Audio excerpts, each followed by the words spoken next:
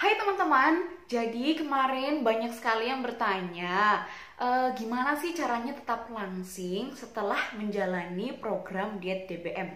Atau kata lainnya tuh, bagaimana sih cara mempertahankan berat badan kita setelah kita berhasil menjalani program diet DBM? Nah, kita akan bahas itu di video kali ini. Simple banget, ini menurut pengalaman saya. Dan cuma ada 2 tips, mudah-mudahan bisa dimengerti sama teman-teman sekalian ya. Oke, jangan di skip, ikuti terus video ini sampai dengan terakhir ya.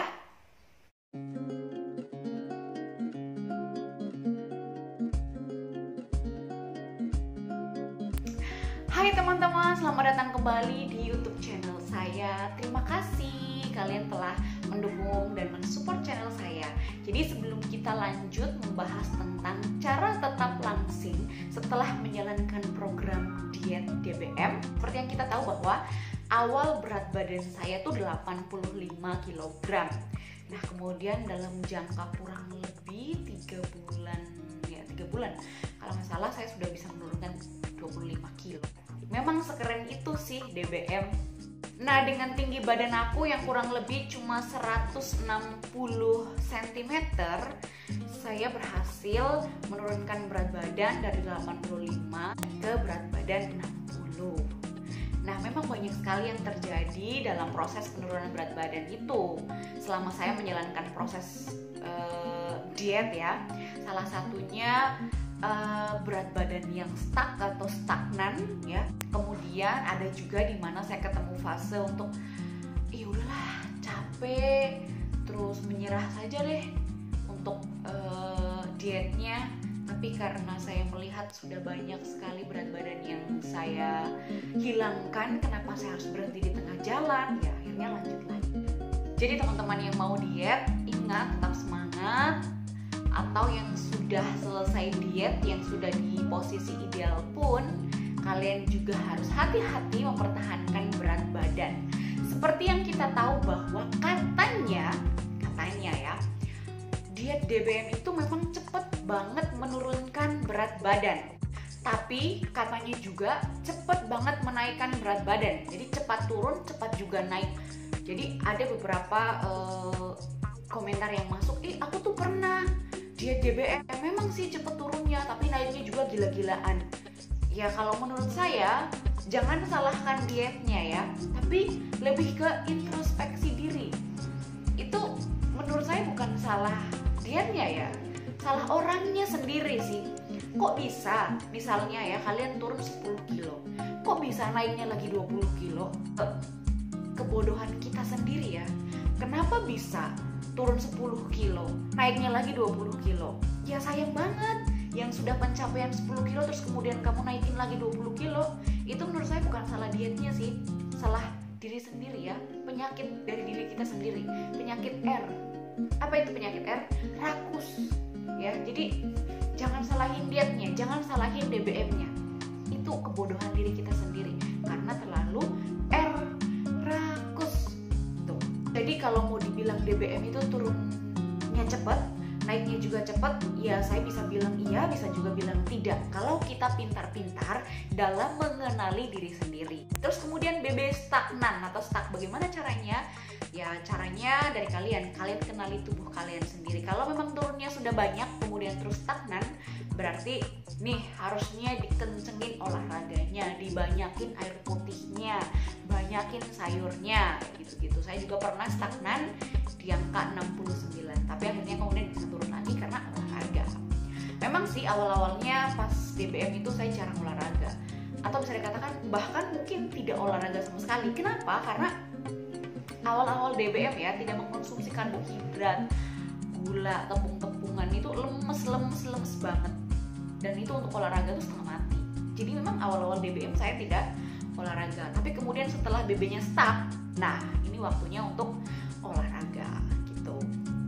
Jadi itu pengalaman saya stagnan, pengalaman naik turun. Kalian juga harus pintar-pintar mengenali diri sendiri. Kalau memang cepet naik berat badannya, cepet turun juga, ya kayak saya ya, bersyukur gitu. Nanti kalau naik sedikit, nanti juga palingan turun lagi. Tapi kalau memangnya cepet naik baru susah turun, ya kalian harus pintar-pintar, jangan makan sembarangan gitu. dietnya. Jadi yang pertama intinya tuh mengenali diri sendiri, bagaimana metabolisme tubuh kalian bekerja. Cepet naik, susah turun, atau cepet naik, cepet juga turun, atau cepet turun tapi tidak cepet naik, ya hanya kalian yang tahu ya. Kenali kan tubuh kalian. Kemudian yang selanjutnya adalah jadikan dietmu itu sebagai gaya hidup. Nah, kalau kalian merasa bahwa berat badannya sudah di posisi yang diinginkan, nih kayak saya, memang cita-cita dari awal saya itu ingin berat badan di 60. Tidak neko-neko ya, dulu berat badan 85, ingin ke 60 itu rasanya kayak mustahil banget, itu kayak tidak mungkin gitu. Terus saya coba dengan DBM, ternyata bisa. Pada waktu itu sudah sampai di posisi 60 tuh sudah tidak ada keinginan untuk menurunkan lagi ke mungkin 58, 57, 56 itu tidak ada. Kenapa? Repot. Itu harus mengupgrade lagi pakaian-pakaian yang sudah ada, harus dikecilin lagi. Jadi selain repot harus mengecilkan pakaian-pakaian juga, kayak rasanya aduh sudah di posisi yang diinginkan 60, saya rasa sudah gitu. Jadi tidak berlebihan, memang cita-cita saya di 60. Sekarang gimana? Masih diet atau tidak? Jujur ya, untuk saat ini saya tidak diet.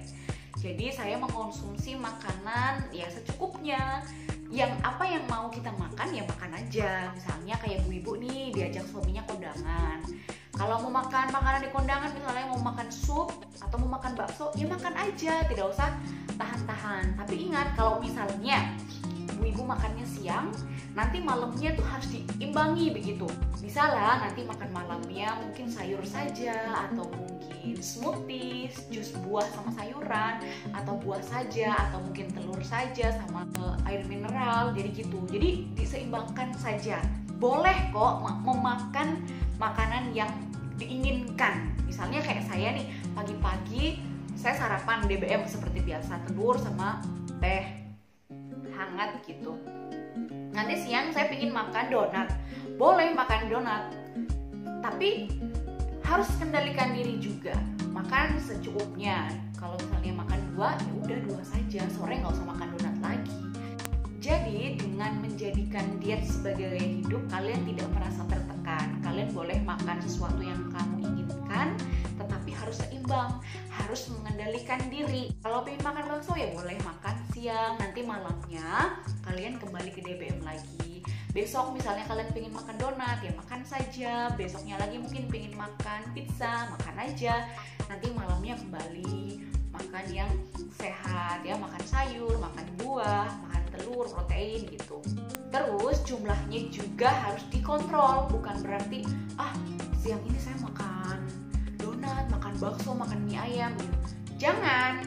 Jadi dikontrol ya, kendalikan diri kamu, porsinya juga dikontrol. Kemudian kalau memang pinginnya satu, misalnya makan donat, ya dinikmati, diresapi, dikunyah baik-baik, pelan-pelan, kunyah, nikmati sambil nanti mengingatkan diri sendiri. Jadi wahai tubuh, nah ini biasanya saya cerita sama diri saya sendiri ya, wahai tubuh, ini yang kamu inginkan. Kamu pengen makan donat, sudah nih, kita makan donat, cukup ya 2. Kita ajak nih tubuh kita bekerja sama. Kita udah makan donat ya 2, cukup ya 2. Nanti sore kita kembali ke DBM lagi, makan ayam, makan telur gitu. Jangan rakus ya, jaga porsi makannya juga. Boleh makan yang kalian inginkan, tapi itu mengendalikan diri. Kemudian makannya pelan-pelan, dinikmati, diresapi betul-betul. Lalu jaga porsinya. Setelah kalian menjadikan diet kamu sebagai gaya hidup, bukan sebagai tekanan, nah kan tips yang kedua adalah tetap berolahraga. Nah biasanya kalau saya nih habis berbuat dosa itu kalau macam siang gitu ya, makan mie ayam 1 mangkok, terus kemudian makan donat 1 ya, sore saya banyakin untuk jogging, saya banyakin untuk lari sore gitu. Kenapa? Ya karena menebus dosa yang tadi kita sudah makan di siang tadi itu, kita habis melakukan dosa ya. Jadi kita harus tetap berolahraga minimal seminggu 3 kali ya. Karena kan kalian sudah terbiasa dengan diet DBM. Kalau sudah terbiasa pasti sudah tidak lemes. Nah, banyakin olahraga. Jadi tetap berolahraga supaya badan kita kenceng, itu supaya kalorinya juga banyak yang terbakar, kemudian badan kita juga tetap langsing, kulit kita juga sehat, cerah, tidak keriput, tidak kendor. Itu. Yang pertama tadi, jadikan diet sebagai gaya hidup. Boleh makan sesuatu yang kamu inginkan di luar jalur diet, kan? Tetapi ingat, kendalikan diri, kemudian jaga porsinya ya. Jangan terlalu berlebihan. Kemudian tips yang kedua adalah tadi, selain menjadikan gaya hidup dietnya kita itu, tetap berolahraga. Oke, demikian itu tips dari saya. Mudah-mudahan membantu kalian semua. Mudah-mudahan bisa dimengerti. Dukung terus channel saya dengan cara subscribe, like, komen, dan juga share sebanyak